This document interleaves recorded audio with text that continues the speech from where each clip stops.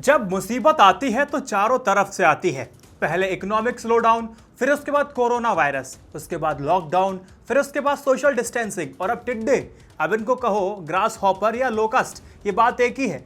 27 साल बाद टिड्डी दल भयंकर तरीके से हमला कर रहे हैं। पहली बार टिड्डी दलों ने जयपुर जैसे शहरी आबादी क्षेत्र में घुसपैठ की है। क्या है ये टिड्डे, कैसे ये पूरी हरियाली को बर्बाद करते हैं? राजस्थान, गुजरात, पंजाब, मध्य प्रदेश और हरियाणा, उत्तर प्रदेश खास तौर पर इनके निशाने पर हैं और इनमें कई सारे जिले ऐसे हैं जो कि इस समय हाई अलर्ट पर हैं। कोरोना से भी ज्यादा खतरनाक ये कैसे हो जाते हैं टिड्डी, इसको समझाने की कोशिश करूंगा और इसके रोकने के लिए हम लोग क्या कर सकते हैं, इन सारी बातों को मैं समझाऊंगा मात्र 10 पॉइंट के अंदर सरल भाषा में। चलिए शुरू करते हैं शो राइट न्यूज एनालिसिस।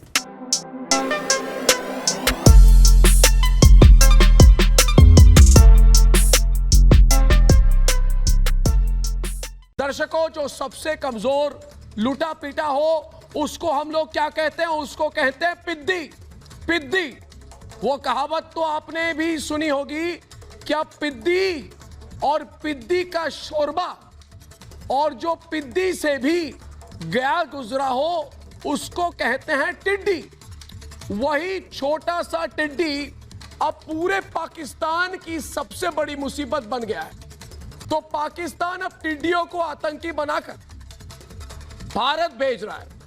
अब अर्नब गोस्वामी का वीडियो देखने के बाद तो मैं सिर्फ यही कहूंगा कि आपके स्क्रिप्ट कौन सा टिड्डा लिख रहा है, क्योंकि आपके इमेज को जो काम ये टिड्डी कर रहे हैं फसलों के लिए, वही काम जो स्क्रिप्ट लिखने वाला व्यक्ति आपकी गुडविल के लिए कर रहा है। ठीक उसी तरह कांग्रेस में भी कुछ ऐसे नेता हैं जो कांग्रेस की नैया डुबोने में लगे हुए हैं, वहां पर भी पिद्दी और टिड्डी सब है, आपकी भाषा में कहूं तो। वीडियो शुरू करते हैं। फालतू बात अर्नब गोस्वामी जी के नाम के आने के बाद शुरू हो जाती है, लेकिन फिलहाल तो काम की बात कर लेते हैं। चलिए शुरू करते हैं।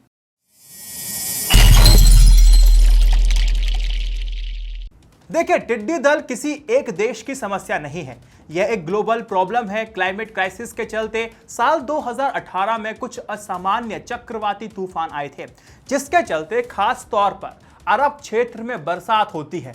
वर्षा होने के बाद जो रेत वाली जमीन है वहां पर बहुत ज्यादा नमी बन जाती है, जिसके चलते जो टिड्डी दल की भयंकर पैदावार हुई है।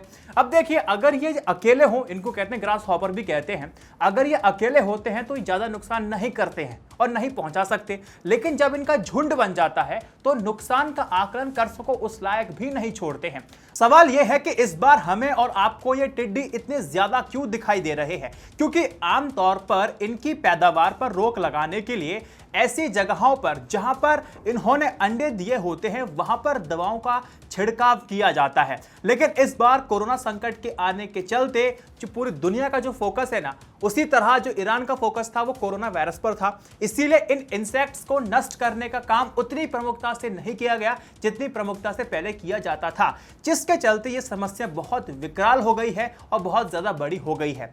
देखिए, भारत के गुजरात, राजस्थान, पंजाब जैसे राज्यों में पिछले साल ही इन्हीं टिड्डी दलों का हमला हुआ था, लेकिन इस समस्या पर ज्यादा ध्यान नहीं दिया गया। हैरान करने वाली बात तो यह है कि इन टिड्डियों का इस बार भयंकर ठंड में भी सरवाइव कर जाना, और ठंड के जाते ही फिर देखिए मार्च में, अप्रैल में, मई के पहले पखवाड़े में नियमित अंतराल पर बारिश हुई है, जिससे मौसम में नमी बनी रही। और नमी इन टिड्डियों के लिए पनपने के लिए एक बहुत ही अच्छा समय होता है, अनुकूल समय होता है, जिसके चलते इनकी पैदावार में बहुत तेजी आई है। टिड्डी दल हर तरह के पेड़ पौधे, फसलें आदि चट कर जाते हैं। बड़े पेड़ पौधों की कोमल पत्तियां, उनकी टहनियां भी खा जाते हैं। एक सामान्य टिड्डी दल में 15 करोड़ तक की संख्या में टिड्डे हो सकते हैं, और हवा अगर इनके अनुकूल हो तो 150 किलोमीटर यात्रा कर सकते हैं एक दिन में। अपने जीवन भर में एक टिड्डा 500 अंडे देता है। एक स्क्वायर मीटर के बीच में 5000 तक अंडे हो सकते हैं। एक अंडा तकरीबन 7 से 9 मिलीमीटर लंबा हो सकता है। गर्मी का मौसम टिड्डों के लिए बेहद मुफीद माना जाता है। गर्मियों के दिनों में इन अंडों से तकरीबन 12 से 15 दिनों के भीतर ही बच्चे निकल जाते हैं, लेकिन जबकि हम जाएंगे जाड़ों में, विंटर के दिनों में 21 से 28 दिन लगते हैं इनको अंडे से बाहर आने में। इन्हें निम्फ कहते हैं। गर्मी के दिनों में 3 से 4 सप्ताह में निम्फ बड़े हो जाते हैं और इनके पंख निकल आते हैं, जबकि जाड़ों के दिनों में इसमें 6 से 8 सप्ताह लग जाते हैं। टिड्डी दल नीम, धतूरा, शीशम और अंजीर को छोड़ करके हर प्रकार की हरी चीज को साफ कर देता है। और जब ये टिड्डी दल अपने पूरे जोर पर होते हैं तो अकाल तक खतरा पैदा कर देते हैं। देखिए, साल 1926 से लेकर के 1931 के बीच में भारत के अलग अलग हिस्सों में लगातार टिड्डी दलों के हमले हुए हैं। कहा जाता है कि उस समय तक टिड्डी दल फसलों को चट करने के लिए आसाम तक पहुंच गए थे। तो इतना भयानक रूप ये लोग ले लेते हैं। अब देखिए, अगले पॉइंट में ये समझिए कि ये टिड्डी दल है, ये सिर्फ फसलों तक ही सीमित नहीं होते हैं, ये आपके घर में भी घुस सकते हैं। लेकिन राहत वाली बात यह है कि ये मनुष्यों पर आक्रमण नहीं करते हैं और ना ही पशुओं पर करते हैं, लेकिन पानी में गिर करके उसको पीने लायक भी नहीं छोड़ते हैं। टिड्डी दलों की वजह से आप ये बात भी समझ लीजिए, जो रेलवे लाइन पर जो फ्रिक्शन कम हो जाता है, अब इससे ट्रेन के फिसलने का जो खतरा है वो भी पैदा हो सकता है। इतने खतरनाक और इतने भयानक टिड्डे होते हैं, इसलिए ट्रेनों तक को रोकना पड़ जाता है। डीजीसीए ने पायलटों को उड़ान भरते समय और उतरते समय अतिरिक्त सावधानी बरतने के अब निर्देश दे दिए हैं और साथ ही इसके लिए एक एडवाइजरी भी जारी की है, जिसमें टिड्डी दलों की जानकारी मिलने पर उनके समूह के बीच से उड़ान नहीं भरने का सख्त आदेश दे दिया गया है। अब ऐसा करने वाले पायलटों की लॉग बुक में इसे गलती के तौर पर दर्ज किए जाने और विमान की जांच इंजीनियरों से कराने के लिए भी सख्त निर्देश दिए गए हैं। ये टिड्डी दल किसी महामारी से कम नहीं है, इस बात को अब तक आपने समझ लिया होगा।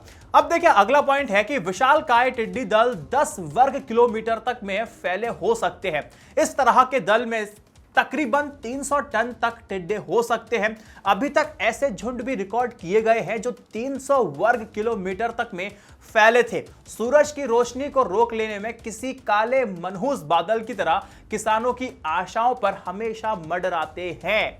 अब देखिए, अगला पॉइंट है, टिड्डी दलों का हमला रोकने के लिए भारत में बहुत पहले से कृषि मंत्रालय के अंतर्गत लोकस्ट वार्निंग ऑर्गेनाइजेशन काम करता रहा है। कहा तो यह भी जाता है कि पहले इस संस्था के पास अपने खुद के विमान हुआ करते थे। अब इन विमानों के जरिए जो टिड्डी दल होते थे, जो ग्रास हॉपर का जो समूह होता था, ग्रुप होता था, उन पर छिड़काव किया जाता था और इनको समाप्त करने के लिए कोशिश होती थी। अब इन कोशिशों को काफी कुछ कामयाबी मिली भी थी और टिड्डी दलों के हमले लगभग समाप्त से हो गए थे। लेकिन हाल ही के दिनों में जो मौसम में हमने अचानक वाला जो परिवर्तन देखा है, मौसम का चक्र बिगड़ने के चलते टिड्डी दल फिर से हमलावर हो गए हैं। टिड्डी का कोई एक दल भारत में सक्रिय नहीं है। मध्य प्रदेश, राजस्थान, उत्तर प्रदेश में टिड्डियों का एक दल घूम रहा है और इसके चलते हजारों करोड़ों की फसलें चट होती जा रही है, जबकि एक अन्य दल ने पाकिस्तान की ओर से प्रवेश किया है और पंजाब में फसलों को बर्बाद कर रहा है, या यूं कहूं तो चट करने में जुटा हुआ है। कितने खतरनाक है। और यहां पर एक इंपॉर्टेंट मैसेज दिया है। आरएसएस से जुड़े स्वदेशी जागरण मंच एसजेएम के राष्ट्रीय सह संयोजक अश्विनी महाजन ने सुझाव दिया है कि पाकिस्तान की तरह टिड्डियों को चिकन फीड में बदल करके भारत को भी टिड्डियों का खात्मा करना चाहिए। अब देखिए, पाकिस्तान में यहां किसान जो हैं वो टिड्डों को जाल में फंसा करके उनको पहले पकड़ ले रहे हैं। अब पकड़ने के बाद फिर पशु आहार मिलों को बेच करके पैसा कमा रहे हैं। अब पशु आहार मिलों में इन टिड्डों को उच्च प्रोटीन चिकन फीड में बदल दिया जाता है, अब जिसे बाद में जानवर खा लेते हैं। एक्सपर्ट्स का कहना है कि अगर अभी से इन दलों का खात्मा करने की पूरी ताकत अगर झोंक भी दी जाए तो तकरीबन 5 साल लगेगा और इन्हें पूरी तरह से समाप्त करने में। एक बात का ध्यान आपको यहां भी रखना होगा, जो टिड्डियों को मारने या भगाने के लिए कीटनाशक छिड़काव हम लोग ज्यादा नहीं कर सकते हैं, जरूरत से ज्यादा भी नहीं कर सकते हैं, क्योंकि इससे फसलों के खराब होने का खतरा बढ़ जाता है। जो काम ये टिड्डे करेंगे वो काम फिर कीटनाशक कर देंगे, तो इस बात को भी आपको ध्यान रखना होगा। इसीलिए मैं कहता हूं, ये टिड्डी वाली समस्या कोरोना की समस्या से कहीं ज्यादा खतरनाक हो गई है, या मैं यूं कहूं तो बहुत बड़ी हो गई है। ये हमारी खेती और अर्थव्यवस्था को दोनों को बर्बाद करने वाले हैं और ये भूखमरी की ओर आपको ढकेल रहे हैं। इस बात को आपको अभी भी समझ जाना चाहिए। ये प्रकृति है, ये कुदरत है, हमसे कुछ कहना चाह रही है। क्या हमें अपने तौर तरीके जिस तरह से हम आगे बढ़ा रहे हैं उस पर पुनर्विचार करने की आवश्यकता है? आपको क्या लगता है? इस वीडियो को शेयर कीजिएगा और इस चैनल को सब्सक्राइब कर लीजिए। बहुत लोग तो सब्सक्राइब नहीं करते हैं। INI न्यूज इंडिया की जर्नलिज्म को सपोर्ट करने के लिए पेट्रियन मेंबरशिप, यूट्यूब मेंबरशिप मिल सकते हैं, इंस्टा मुझे सपोर्ट कर सकते हैं। वीडियो कैसा लगा मुझे कमेंट सेक्शन में बताइएगा। जय Hind, Vande Mataram. Stay updated, stay educated, सत्यमेव जयते। नमस्कार, खाते रहिए, पीते रहिए और चैनल INI न्यूज इंडिया देखते रहिए। नमस्कार।